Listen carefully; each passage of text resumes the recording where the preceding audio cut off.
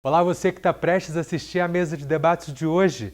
Você sabe que o nosso programa é feito todos os dias com muito carinho para você. Então já te convido para curtir o nosso vídeo, compartilhar os nossos programas nas suas redes sociais e se você ainda não é inscrito no nosso canal, se inscreva para não perder nada do nosso conteúdo. Mesa de debates. Oferecimento Unimed Juiz de Fora. Planos exclusivos para estudantes do maternal à graduação. Premium FM, sintonizada no seu bom gosto.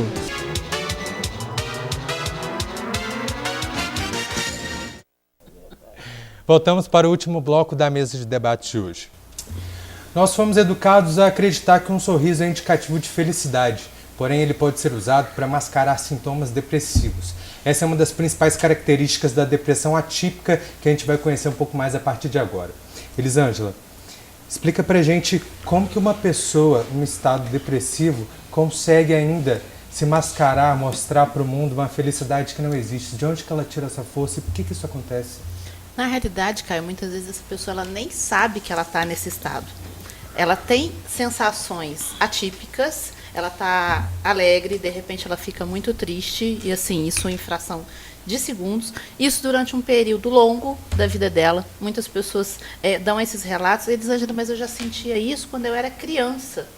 Desde criança eu tenho esse tipo de comportamento. Mas, na realidade, como ela consegue, diferente do depressivo clássico, né, que isso acontece em um período da vida, ele fica lá deitado durante algum tempo e ele não consegue levantar, ele não tem ânimo para levantar, mas aí depois, com o tratamento, ele vai reagindo e tal. Por exemplo, uma pessoa que tem a depressão atípica, ela é capaz de ficar dormindo um dia inteiro, acordar, ir ao banheiro e voltar a dormir. Ela, sabe, parece que é um sono que não termina nunca. Então, são sintomas diferentes daquele sintoma da depressão clássica. Mas, normalmente, são pessoas que têm uma vida comum, sabe? Muitas vezes elas trabalham, então ela sai de casa para trabalhar, às vezes. Entende? Ela tem um cônjuge, ela tem filhos. Então, aí por isso que às vezes as pessoas ficam assim, mas como você pode ter depressão se você tem uma vida comum? Que é diferente do quadro de depressão clássica, onde a pessoa ela realmente ela não consegue sair de casa, ela não consegue trabalhar. Então, muitas vezes ela entra, né, de licença, porque realmente ela não tem forças. Então, fica uma coisa meio incoerente. A pessoa nem sabe que ela está nesse quadro, mas ela está. E essa pessoa ela tem produção de neurotransmissor irregular? Como é que é isso? Muitas vezes através tem né? que fazer Porque aí você pode chamar de depressão, né? Sim, não sim, é só pode um ter uma hábito questão de química, ser não mal-humorada só. nem coisa nenhuma, né? Não, porque a depressão normalmente ela é química, além química, de comportamental, exatamente. ela tem um componente químico que tem que ser visto por um psiquiatra para poder adequar uma medicação e fazer esse equilíbrio. Mas normalmente tem um componente químico, sim. E também componente social. Sim, também um E componente social. E aí, se a gente fala nisso, como que essa descrença que você tinha falado anteriormente pode prejudicar ainda mais os pacientes? Pois é, ela acaba prejudicando porque a pessoa ela acaba acreditando que os outros imaginam que ela está mentindo. Então, isso gera ainda mais depressão. É como se reforçasse o quadro. Porque as pessoas falam assim, mas que é isso? Você ontem estava numa festa. Como que você ontem estava numa festa e hoje você está falando que está triste? Então, fica parecendo que é uma enganação. Ou então que a pessoa não quer fazer coisas que não são agradáveis para ela, mas quando ela quer fazer uma coisa agradável, ela consegue. Mas as pessoas não sabem que nem sempre ela consegue, que muitas vezes ela vai a uma festa, ela se arruma, ela se produz, no meio da festa ela sai, ela vai embora. Tipo, 15 minutos depois que ela chegou à festa, ela pode se sentir desconfortável e sair dessa festa, entende? Então, na realidade, tem que fazer uma avaliação e, na maioria das vezes, como eu falei, a pessoa não sabe que isso existe. Elisângela, isso é gerado por quê? Como eu falei com a Neuza, muitas vezes, né, um descompasso químico, pode haver uma questão química, mas também uma questão comportamental, uma questão social. A gente sabe que toda espécie de depressão, muitas vezes, ela está ligada a questões do passado, né, Zé? Então, muitas vezes, as pessoas que são depressivas, elas têm alguma dificuldade lá no passado. Elas estão com alguma... Bullying, essas coisas todas. Tudo. A gente pode falar de bullying, a gente pode falar Traumas, né? os traumas vividos na infância que não foram trabalhados e alguns que elas nem sabem que têm. Eu que trabalho na área da sexualidade, né? Acho que a maioria que sabe, ou não, que eu sou sexóloga. Então, assim, muito trauma ligado à questão da sexualidade, que às vezes a pessoa chega no consultório, ela nem sabe que tem, e a gente vai descobrir isso ao longo do tratamento. Então, assim, muitas vezes, eu acho que é sempre legal a gente pensar, porque hoje a gente está nessa era de ansiosos e depressivos, né? Então, eu sempre falo, a ansiedade, ela tem a ver com o futuro, é o medo do futuro. Já a depressão, ela está ligada às questões do passado que não foram resolvidas, que não foram assimiladas, muitas vezes porque a pessoa nem sabe que ela tem esse problema. Né? Ela não se lembra. Mas como não se lembra? Eu posso viver um trauma e não me lembrar que eu vivi isso? Com certeza, principalmente na área da sexualidade. Isso pode ser Elisângela, confundido também, Elisângela, desculpa, Neuza, com a questão, a pessoa às vezes tem uma doença, pode ser até uma doença autoimune, e que causa esse tipo de coisa. A pessoa fica preguiçosa, muito lenta, só quer saber de dormir. Tem assim, isso acaba interferindo com o processo de convivência social dessa pessoa. Pode ser confundido também com esse tipo. Sim, sim. Por isso que o importante é fazer um diagnóstico adequado. O importante é a pessoa procurar um psiquiatra, né, para que ele faça esse diagnóstico e depois a gente conciliar os dois tratamentos, né? A psiquiatria com a psicoterapia, que é o que a gente sabe que dá resultado excelente. Isso é uma coisa tão suave assim, né, na vida da pessoa. Todo mundo quase tem isso. O quê? Todo mundo tem as suas dificuldades. Menor ou menor Mas é grau. diferente, Deus, é diferente. Quase todo mundo tem queixas, né? Sim, mas essas queixas seus comportamentos. cotidianas são diferentes de quando a pessoa tem esse tipo de depressão. Né? Não é? Uma coisa é uma queixa. Eu falo que as pessoas elas têm que ter essa clareza de que uma coisa é uma tristeza. Eu posso acordar de manhã muito bem, muito feliz, receber uma notícia e, obviamente, eu vou ficar triste. Então, assim, eu estou sendo alinhada com as coisas que estão acontecendo na minha vida. Agora, a pessoa que tem depressão, normalmente ela não funciona dessa forma. Sem motivo nenhum. Né? Muitas vezes ela não precisa nem de um motivo aparente. É do nada, como ela acha que é do nada, mas na realidade é algum tipo de pensamento, muitas vezes inconsciente, que ela não se deu conta, é que começa a fazer essa ação. Porque as pessoas, elas, na maioria das vezes, elas pensam que é o contrário. Mas, assim, o que vocês acham? Primeiro, a gente sente, depois a gente pensa, ou a gente pensa e depois a gente sente? A gente pensa e depois a gente sente. Então, o nosso pensamento, ele provoca uma mudança de estado de consciência, uma mudança de estado corporal. Então, eu posso estar ótima. Se, de repente, eu começo, de forma inconsciente, me lembrar de algo que me incomodou lá no passado, de um trauma, de uma violência, eu vou entrar num estado de tristeza, de tristeza, de tristeza. Então, eu mudo e eu posso estar no meio de uma festa, por exemplo, porque eu me lembrei dessa informação no auge de um momento de suposta alegria. E aí, mudo o meu estado emocional. Eu fico percebendo o seguinte, a gente é muito delicado, o ser humano é muito humano delicado, tem umas nuances tão imperceptíveis, sutis, né? Muito sutis. Quase e nesse caso da depressão atípica, todo é sutileza. profissional da área de como é que chama? Saúde mental. Psiquiatra, não, da área de psiquiatria, está apto a detectar isso? Ou ele precisa ser um especialista dentro da especialidade de psiquiatria? Não, teoricamente, sendo da psiquiatria, ele está apto a detectar isso. Porque isso tem mais não a ver com o significa... psicólogo do que com o psiquiatra, não tem?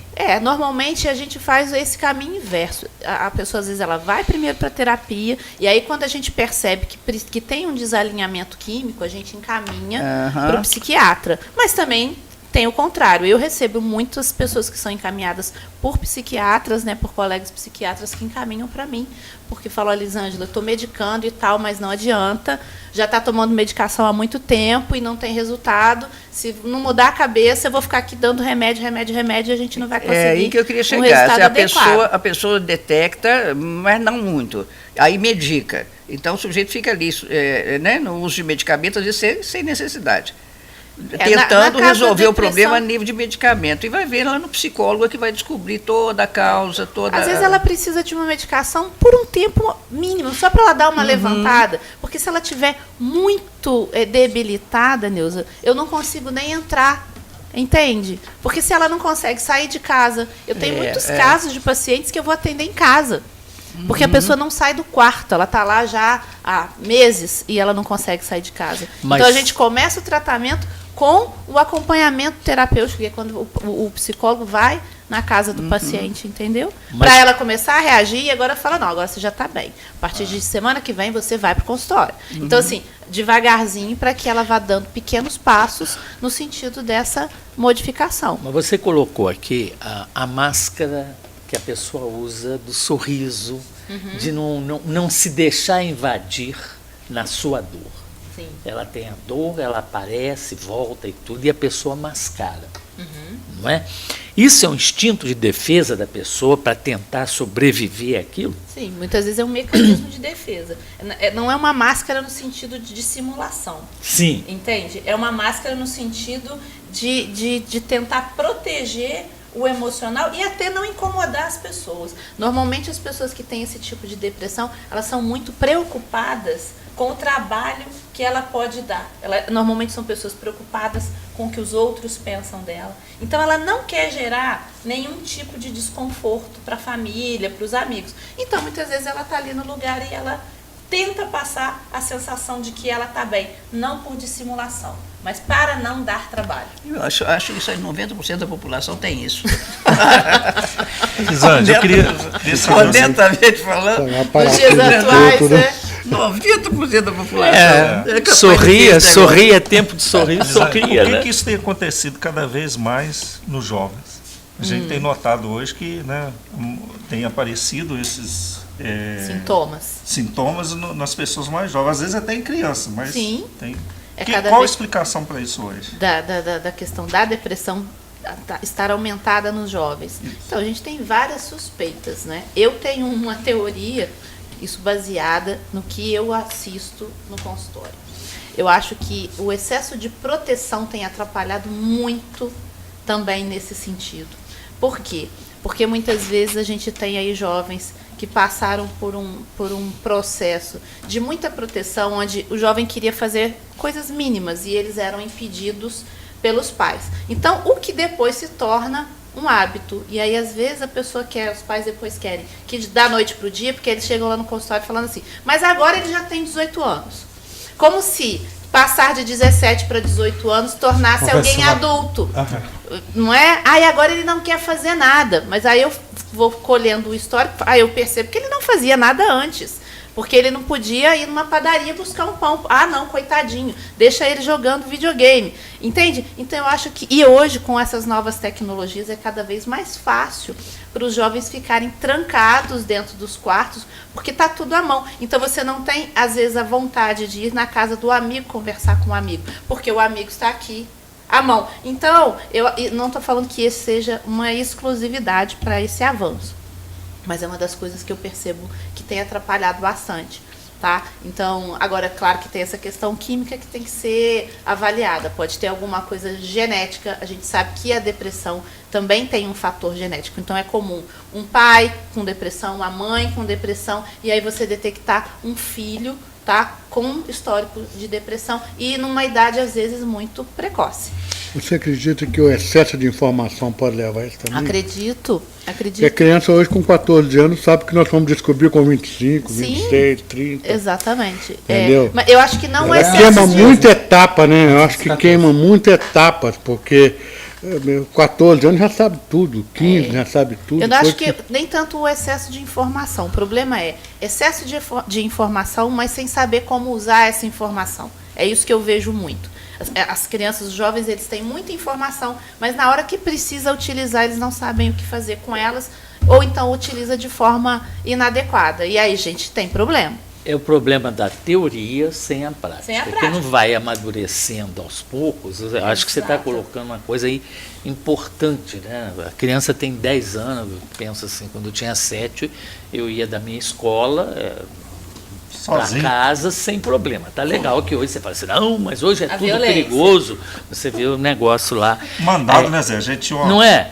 A gente pegava bonde, a gente ia É. fazer compra para a família, esses negócios todos. E agora a criança Não pode. Para atravessar a rua não pode, porque é perigoso. Quer dizer, Pois a gente é. não dá uma autodefesa E essa- para essa criança, E essa para ela questão aprender, né? do perigo, o tempo todo, não pode, porque é perigoso, porque é perigoso, porque é perigoso. Isso acaba gerando um medo muito grande. A gente vê aí que nós temos adultos extremamente medrosos, porque eles têm medo de tudo, mas muitas vezes são frutos de uma educação baseada no medo.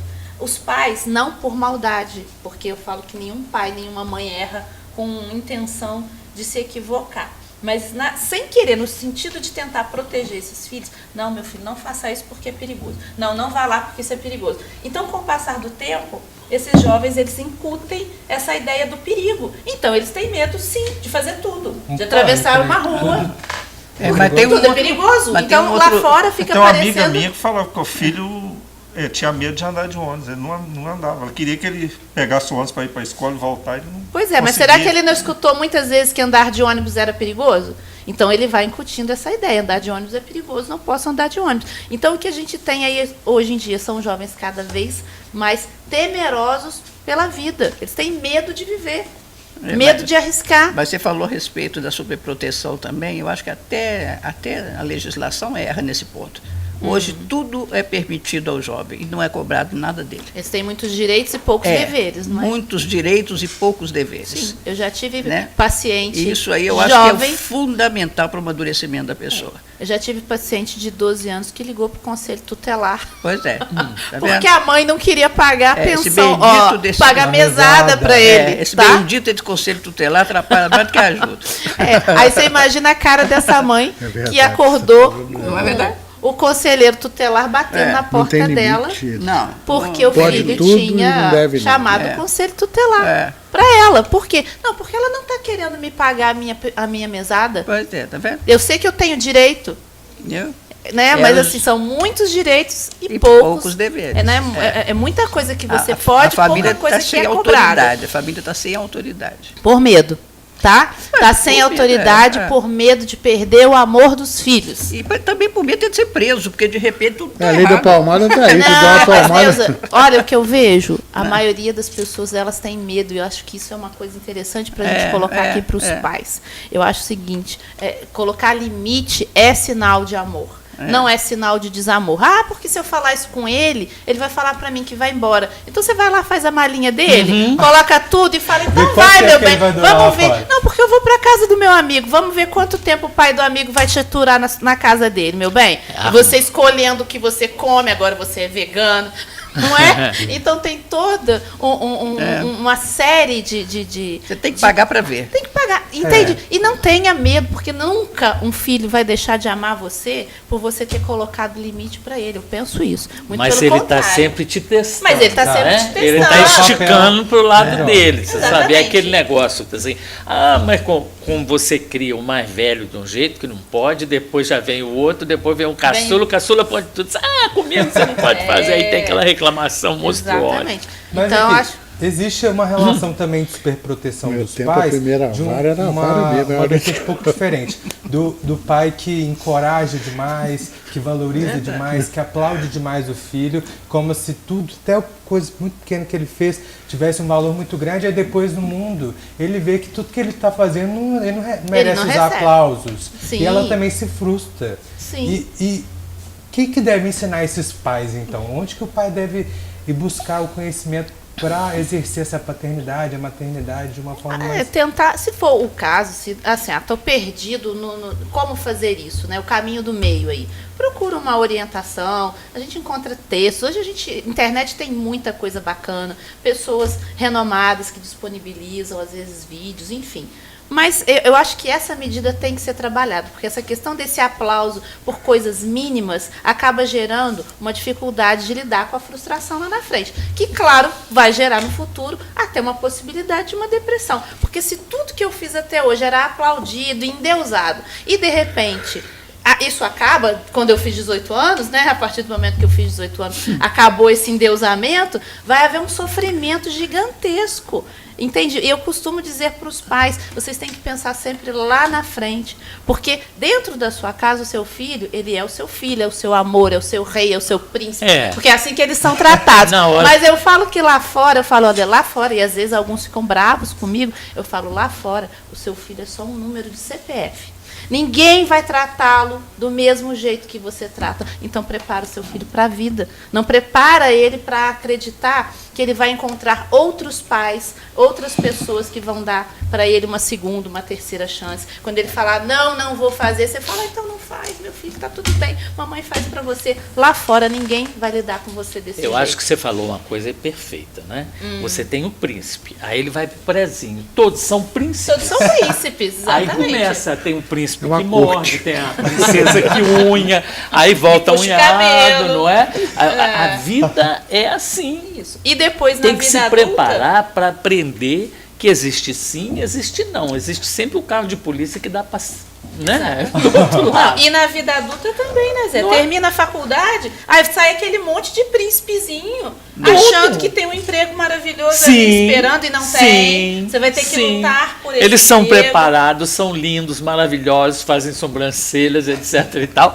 E depois, com toda coisa, cadê a recompensa? Exatamente. Não é? Isso você falou da faculdade. Depois que ele faz a terceira ou quarta, porque não era bem isso que ele queria. Não era bem isso, não é? Então, assim, mas não tem nada, vamos fazer outro, então vamos para o mestrado, vamos para o doutorado. E aí o que a gente está tendo aí? Homens, pessoas de 50 anos de idade que ainda não se encontraram. Porque o pai virou para ele e falou, meu filho, enquanto você estiver estudando, não se preocupe, que eu banco você.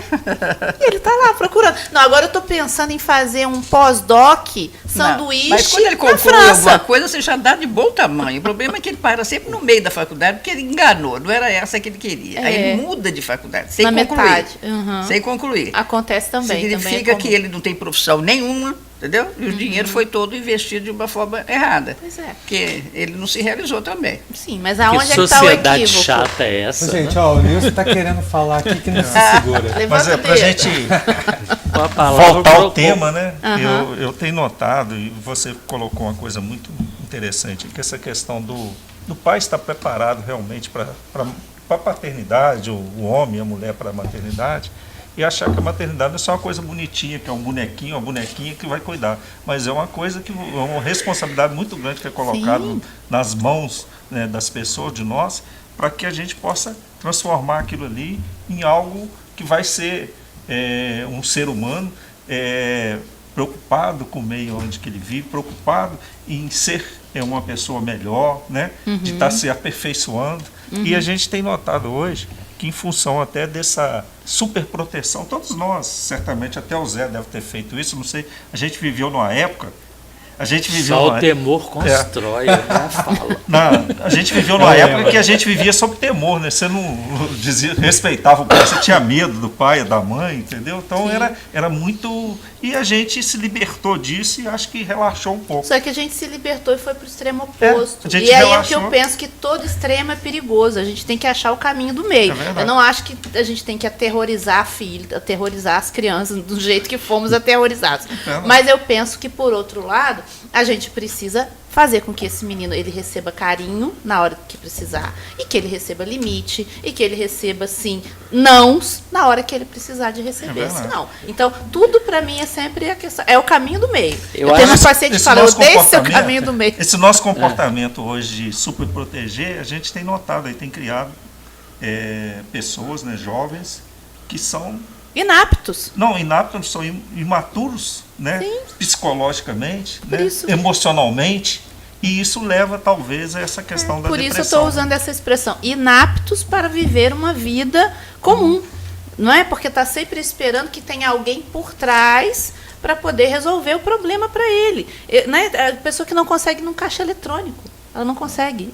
Vai no caixa eletrônico para mim. Não vou porque eu não sei. Não sei, mas também não tenta. Entende? Não quer aprender. Antigamente, eu me lembro que minha mãe falava assim, você sabe onde é a Rua Marechal? Eu falava, sei. Então você vai lá em tal lugar pagar não sei o que para mim. Pode deixar, sabia nada. Catava o troço que ela me mandou e chegava na rua, perguntava aqui onde que é a Rua Marechal. Isso é importante.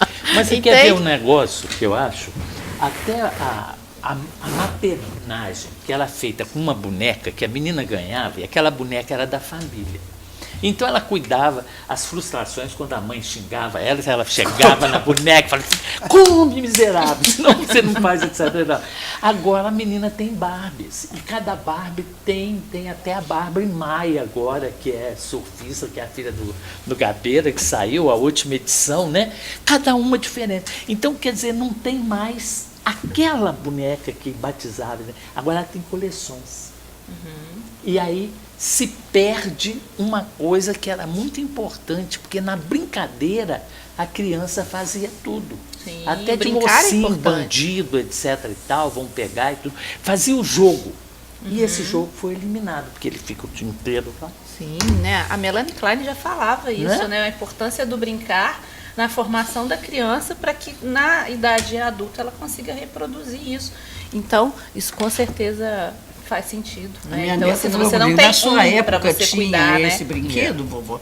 Eu falei, não, porque você fala comigo na loja, não, só, na minha época não tinha isso e eu era muito feliz.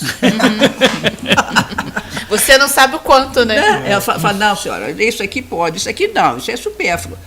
Tinha na sua época, vovó, porque você fala que se eu não tiver também eu vou ser muito feliz. Eu digo, vai, falta das coisas não tira felicidade de ninguém, não, o excesso tira. Exatamente. E eu acho que outra coisa que talvez seja importante a gente relatar quando a gente fala de falta e de excesso, é que eu vejo muitas vezes esse excesso, né, do dar na nossa sociedade de consumo, ela está muito mais ligada aos pais do que às crianças, aos jovens, entende? Muitas vezes o que eu percebo é um pai competindo com o outro pai. Não é tanto a criança. Eu tenho que dar o melhor smartphone para o meu filho para que o pai do coleguinha entenda que eu tenho esse poder de compra. Entende? Eu posso. Então, assim, na realidade, a gente está vivendo um momento de grande disputa de egos, né? E eu acho que o negócio... é, assim... mais sério ainda é porque as famílias agora se multiplicaram. Tem 2 pais, 2 mães. E começa a mãe indicar, como a mulher está empoderada, ela tem emprego, etc. Então ela concorre com o marido. Sim, no tempo se que antigamente pai não te der, eu dou, né? Eu dou. Né? Então, o que o menino faz? Negocia para um lado e para o outro, chantagem, e aí ele ganha. Né? Exatamente. Então, voltando ao assunto inicial da tal da depressão diferente, a depressão atípica, por isso é que eu falei que acho que 90% das pessoas têm depressão atípica. Porque com essa confusão que virou a sociedade, você está falando aí de várias famílias dentro da mesma família, isso dá muita insegurança. Mas eu acho que a gente sente tanto porque... A evolução, ela aconteceu num período muito gradativo, aos poucos. E com a internet, a mudança aconteceu muito rápido e a gente não conseguiu acompanhar ainda. A gente está correndo atrás dessa mudança toda que está acontecendo. Por isso que a gente tem batido tanta cabeça. Por isso que a gente precisa de momentos desse, que a gente converse, que a gente leve informação para as pessoas, para que pelo menos elas consigam pensar um pouco diferente, né? E talvez plantar uma sementinha para que ela comece a perceber que assim, uma coisa que eu vou fazer aqui hoje não é para o hoje. A gente tem sempre que pensar lá na frente. É o não que eu estou dando para o meu filho aqui hoje, coitadinho. Não, eu estou fortalecendo, e não é uma coisa assim tão absurda, mas que eu posso estar fortalecendo a autoestima dele e tornando essa pessoa mais resiliente para o futuro, para ela conseguir lutar sozinha, porque é aquela realidade, ninguém vai estar aqui para sempre. Sim. A gente tem visto isso, até voltando para a questão do consumo, nos órgãos de defesa do consumidor, bate muitas pessoas lá, super endividadas, por atender essas demandas de filhos, que quer o melhor celular, quer o melhor isso, melhor aquilo, E tem que dar, né? É verdade. E tem que dar. Aí é onde entra, como eu falei, a questão do ego. Então não é muitas vezes pela criança de não poder falar um não para essa criança. Na realidade, é a dificuldade desse pai ou dessa mãe falar um não para o outro pai e para a outra mãe. Eu não posso fazer. Entende? Eu posso sim, então eu vou te provar. Então, se precisar eu me endividar, e muitas vezes você vê, às vezes o pai com um celularzinho básico e o filho tem o melhor celular do mercado. Entende? Então eu falo, para que ele precisa disso? Eu falo, ele é um grande executivo, que ele tem que estar com tudo ali à mão para responder e-mail. Não, é porque se eu precisar ligar para ele, não. Se você precisar ligar para ele, ele pode ter um celular básico. Mas a dificuldade está em aceitar doutora, isso. Eu adoro quando você vem aqui. Eu adoro vir aqui. Você. Eu gosto muito de conversar sobre as relações humanas e como que elas rendem assunto, né? E que a gente conversa com uma fluidez. E a gente aprende, a gente faz uma consulta. A gente aproveita, a gente alasca a pergunta o máximo que a gente pode para... De graça, né? Filar na consulta. Bom, mas o nosso programa chegou ao fim e antes de terminar eu quero agradecer a todos os nossos convidados que trouxeram muita informação e que estão fazendo um trabalho tão necessário para a comunidade. Muito obrigado, Wilson Antônio. Eu que agradeço. Obrigado também. Amor, obrigada a doutora, você. É um prazer te receber mais uma vez. Precisou, me chama. Com certeza, chamarei. Debatedores, muito obrigado. Até a próxima, semana que vem ou qualquer dia desse aí. Na segunda-feira eu ameaço, estaremos aqui. Muito bom. E é claro que eu quero agradecer também a você que acompanhou o nosso programa. Lembrando que a Mesa de Debates volta amanhã aqui pela internet, no nosso canal no YouTube ou na nossa página no Facebook. É só procurar por TVE Juiz de Fora. Muito obrigado pela sua companhia, uma ótima tarde para vocês e até amanhã.